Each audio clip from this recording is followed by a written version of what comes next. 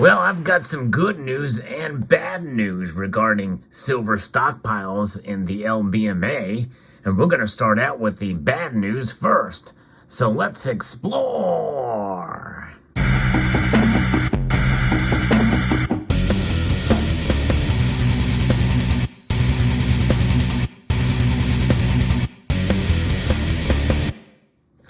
Greetings, members, one and all of the Salivation Nation.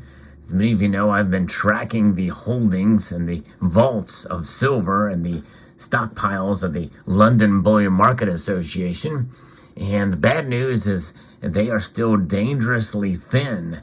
Yes, indeed. There's not a lot of silver there, especially compared to prior months. In fact, for the past 12, 13 months, over a year, we have seen stockpiles dwindle and being taken out of those vaults in record numbers consistently for months and months and months. Many are pretty much writing this off to silver demand, physical silver demand in India.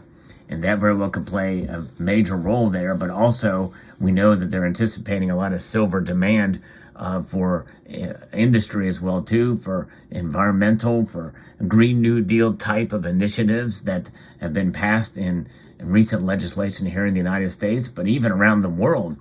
And even in the overall market demand for photovoltaics out there and other electronics, we are seeing from the private sector a lot of demand as well.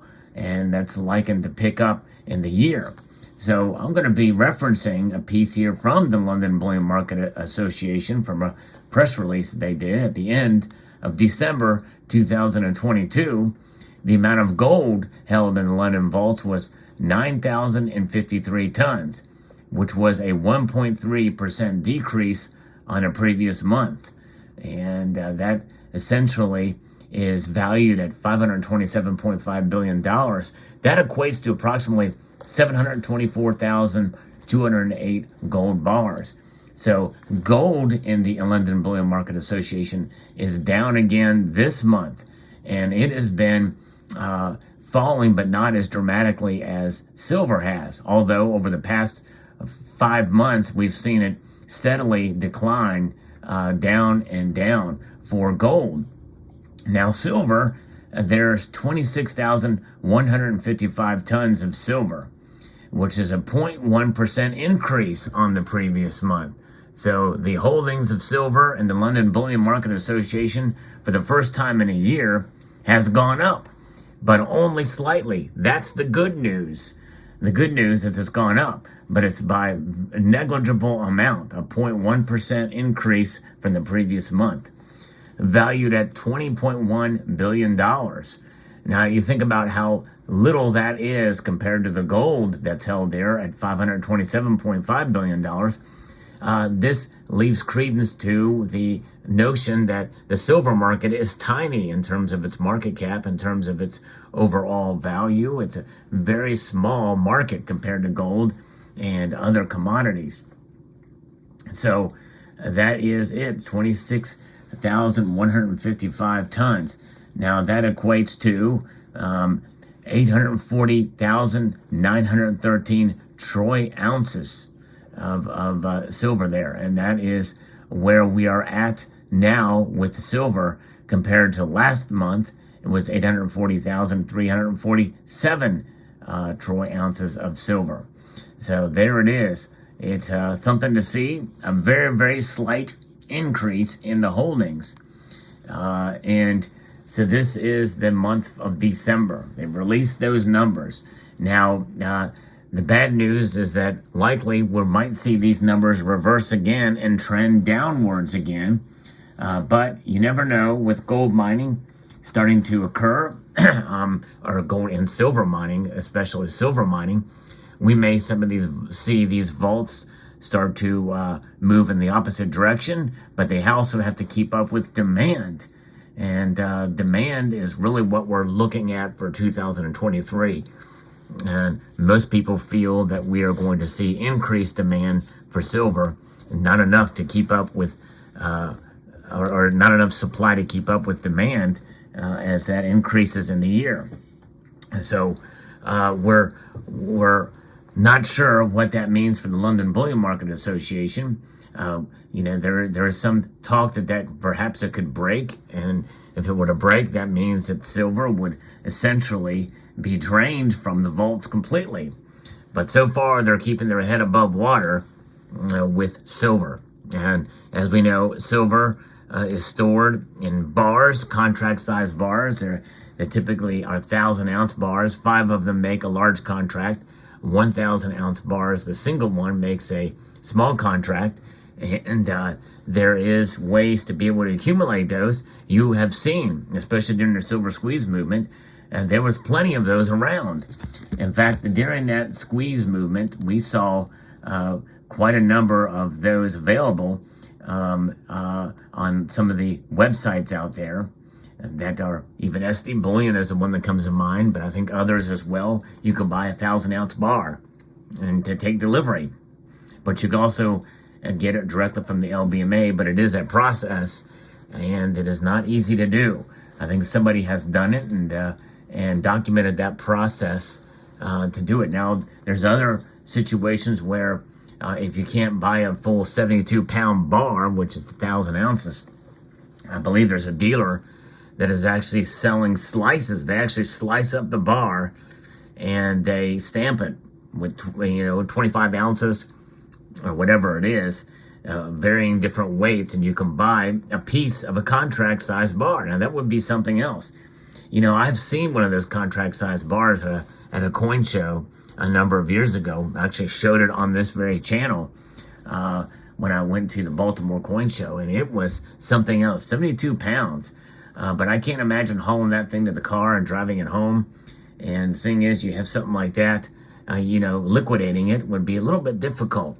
I don't know if my LCS would take on such a large bar, because more likely they would take it and have it refined or what have you, or they would just resell it, probably likely, and they may not want to have the hassle of shipping it out to get money for it or what have you. But we like this kind of size for those of us who stack smaller. This is a much smaller, more manageable size, 100 grams. You can also get the standard imperial measurement as well too, 5-ounce bar as well, or you can get a 10-ounce bar. These are the kind of bars we like to have in our personal vaults. That's right. It's about stacking and wealth preservation in various different styles and weights. You can also get a little tiny 20-gram piece here, like you see here, that I got for a relatively decent price at my local coin shop recently. So those are the kind of ways that we stack.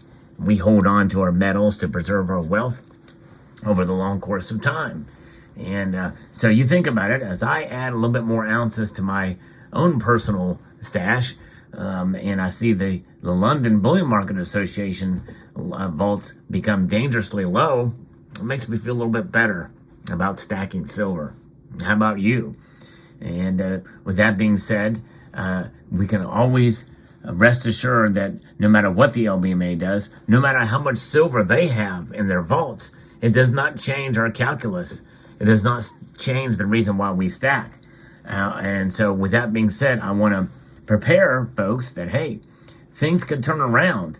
A lot of people say, well, hey, these dwindling stocks in the LBMA, they're telling us something, silver is rare, what have you, but silver really is not all that rare. The supply of it is dwindling in the vaults, obviously, because demand is unusually high. And it is high, especially in India, because, well, they're suffering economically too. So where do they go? They go to the poor man's gold. Poor man's gold is indeed silver. And that is where we are at. They're going to go to poor man's silver for a lot of their celebrations and for Dwala and the wedding season. This is what they do. And they've done it before. I've actually documented how they have done that on this channel in the past, where they've accumulated silver for the wedding ceremonies and the like. It's cheaper, and the ratio between gold and silver is quite high now. It's it's hovering around the high 70s and low 80s. And so with that being the case, and it's really expensive, Indians are going to go to the most reflective metal that certainly is beautiful in jewelry as well. And why not grab you a little bit of silver if you're going to do that if you can't afford gold? And that's exactly what they are doing in India. But you also have to keep in mind that there is this great demand in the industrial side that could ebb and flow depending on what the economy does, and if we hit into a deeper recession, and that could actually be bad for silver. So it's somewhat of a gamble. It's somewhat of a risk when you buy silver, at least in the short and sometimes even medium term, because you have premiums and you have to adjust for inflation in order to be able to break even with silver, which is why I believe in strategy when buying the metal. At the very least, you should probably dollar cost average, and at the very most, consider timing your buys based off of the price, what I refer to as smart dollar cost averaging. But nonetheless, there it is. So silver is indeed seeing some interesting happenings with the LBMA. It's never been this low before, as long as it's been tracked, as long as the charts go back for the LBMA Vault Holdings of silver. It's never been this low. Whereas, ironically enough, gold is unusually high. In fact, they've really stockpiled a whole bunch of gold since about mid to late 2019. They really started picking up on gold. So with those stockpiles dwindling, they got a long ways to go before they get to any territory that's under any kind of threat. But silver, on the other hand, is in dangerous territory at the LBMA. Let me know what your thoughts are in the comment section below. I hope you enjoyed this video and found it insightful and educational. I'd like to extend a multitude of gratitude to you all for watching and encourage you to please rate, share, comment, and subscribe.